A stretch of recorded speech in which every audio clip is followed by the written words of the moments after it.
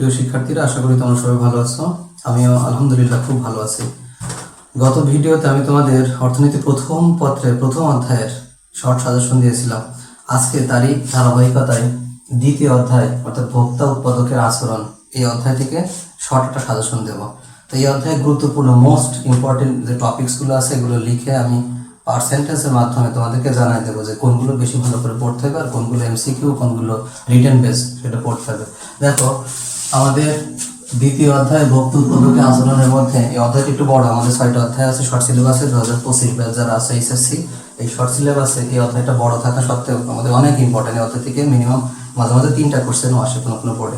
আচ্ছা দেখো, তাহলে এখানে এই অধ্যায়ের মোস্ট ইম্পর্টেন্ট আমাদের টপিক ছিল, সেটা তোমরা ফলো করো, খাতায় নোট করে নাও। মোস্ট ইম্পর্টেন্ট টপিকস, আজ দ্বিতীয় অধ্যায়ে মোস্ট ইম্পর্টেন্ট টপিকসগুলো তো লিখবই, উল্লেখ করে দেবো কোনগুলো কতটুকু পড়তে হবে উল্লেখ করে দেবো। আর যদি যে একটা সমস্যা হয় সেটা আমাদেরকে জানাবো, সেই টপিক্সটা আমরা পরবর্তীতে ক্লাস করবো। দেখো, মোস্ট ইম্পর্টেন্ট টপিক্সের মধ্যে ছিল একটা, 1 নম্বরে আমরা বলতে পারি উপযোগ। দ্বিতীয় অধ্যায়ে প্রথম দিকে আছে উপযোগ। এই উপযোগ মিনস হচ্ছে ইউটিলিটি। উপযোগ পরিমাপের একককে আমরা কি বলি? ইউটিল বলি। আচ্ছা, এই উপযোগের মধ্যে অনেকগুলো পার্ট আছে, এই পার্টগুলো আমরা ব্যাখ্যা করে আলাদা করে যদি পড়ি তাহলে আমি এমসিকিউ এবং রিটেন লিখতে কোনো অসুবিধা হওয়ার কথা না। এই উপযোগের মধ্যে দেখো আমাদের একটা বিষয় রয়েছে, সেটা হলো উপযোগের সংজ্ঞা তো আমরা পড়বই, আর উপযোগের পাশাপাশি আমাদের পড়তে হবে মোট উপযোগ,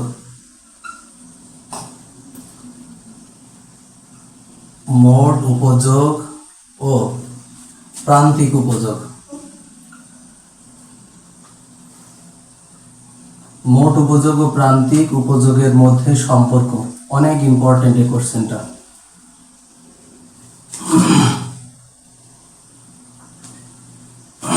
সম্পর্ক, এটা অনেক ইম্পর্টেন্ট একটা কোশ্চেন। তাছাড়া পাশাপাশি আরেকটা বিষয় রয়েছে, সেটা হলো সংখ্যাগত উপযোগ। সংখ্যাগত উপযোগ ও পর্যায়গত উপযোগের মধ্যে পার্থক্য। এই সংখ্যাগত উপযোগ এবং পর্যায়গত উপযোগের মধ্যে পার্থক্য, এটা জাস্ট আমরা কয়েকটা সংজ্ঞা আছে আর 3-4টা পার্থক্য বলবো। যে সংখ্যাগত উপযোগ প্রবর্তন করেছেন কে? মার্শাল। পর্যায়গত উপযোগ প্রবর্তন করেছে কে? জে.আর. হিগস। এগুলো আমরা পড়ে নেব। আর এইখানে এই অধ্যায়ে আমি যেটাকে তোমাদের 99% দিতে পারি সেটা হলো ক্রমহ্রাসমান। ক্রমহ্রাসমান প্রান্তিক উপযোগ।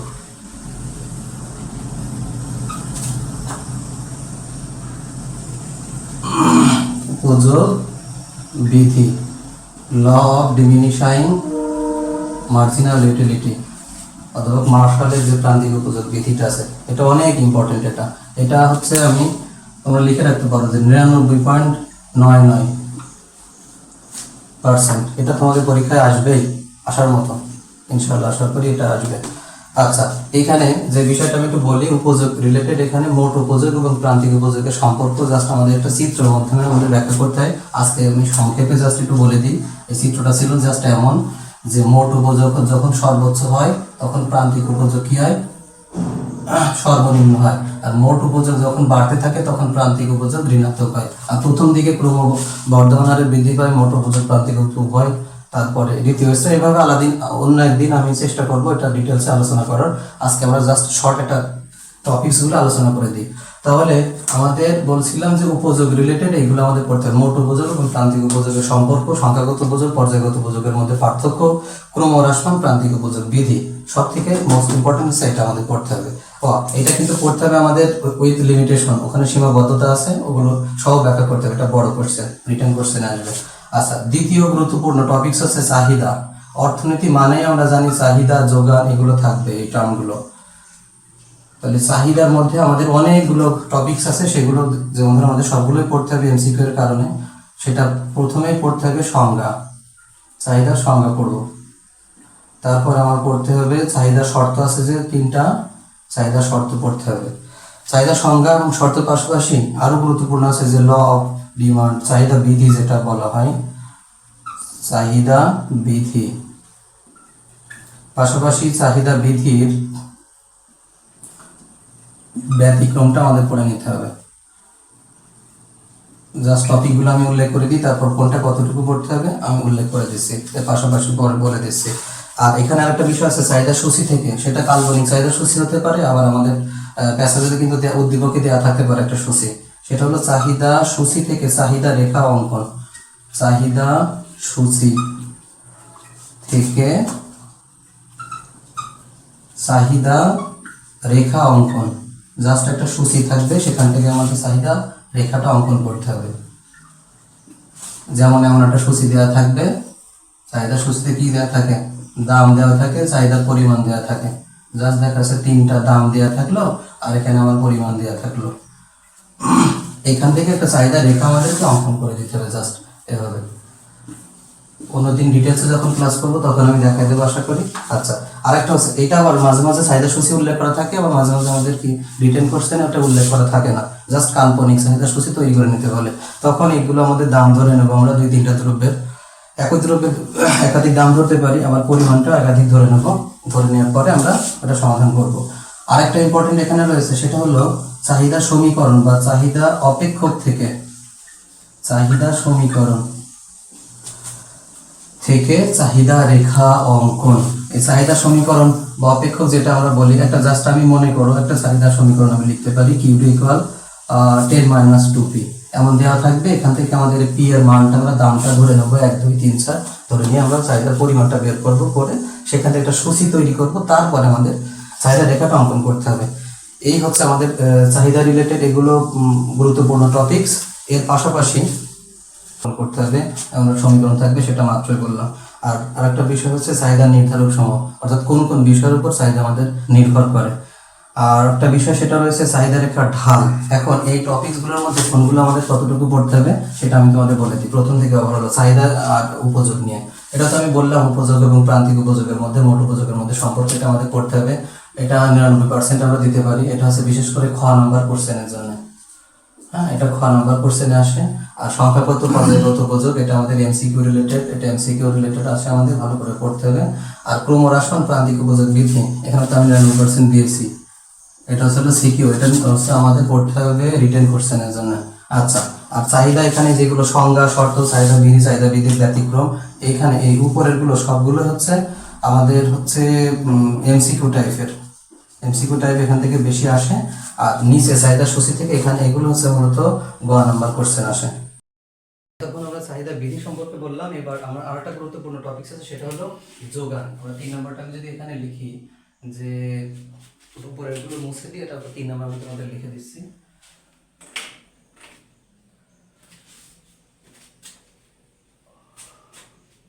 এখন চাহিদা যে বিষয়গুলো আমি লিখেছি সেখানে সে সেম বিষয়গুলো আমাদেরকে যোগান করতে হবে।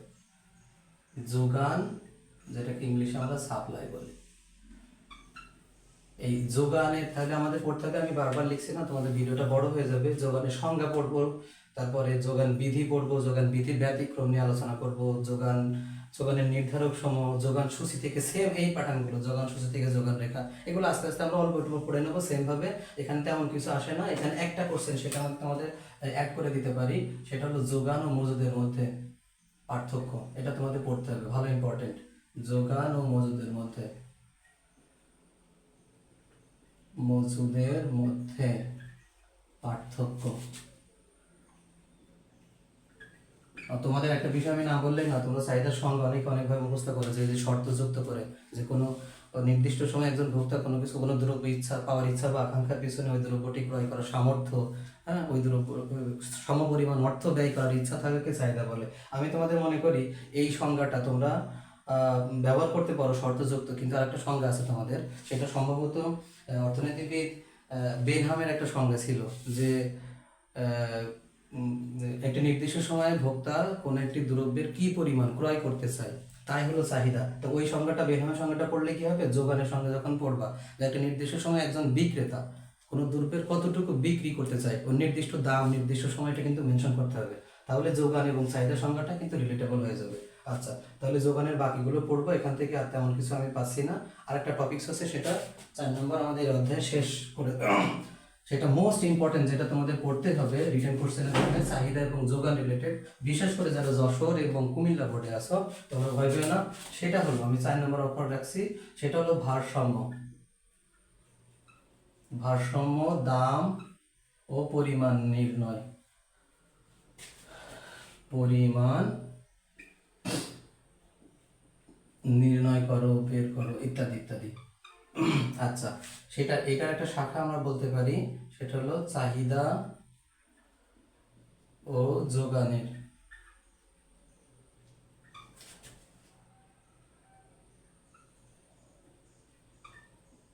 ভারসাম্য। এটা জাস্ট যে কিউডি ইকুয়াল কিউএস চিত্রের সাহায্যে আমাদের প্রমাণ করতে হবে। সমীকরণ দেওয়া থাকে আমাদের, এমন করে দেওয়া থাকতে পারে যে কিউডি ইকুয়াল 10 মাইনাস 2p, আর ওটা দেখা যাচ্ছে আমাদের যোগান সমীকরণ দেওয়া থাকলে 5 মাইনাস হচ্ছে 1p দিয়ে দিলাম। এই যোগান, এই দুইটার সাহায্যে ম্যাথমেটিক্যাল টার্মে আমাদের কি করতে হবে, দাম নির্ণয় করতে হবে এবং পরিমাণ নির্ণয় করতে হবে।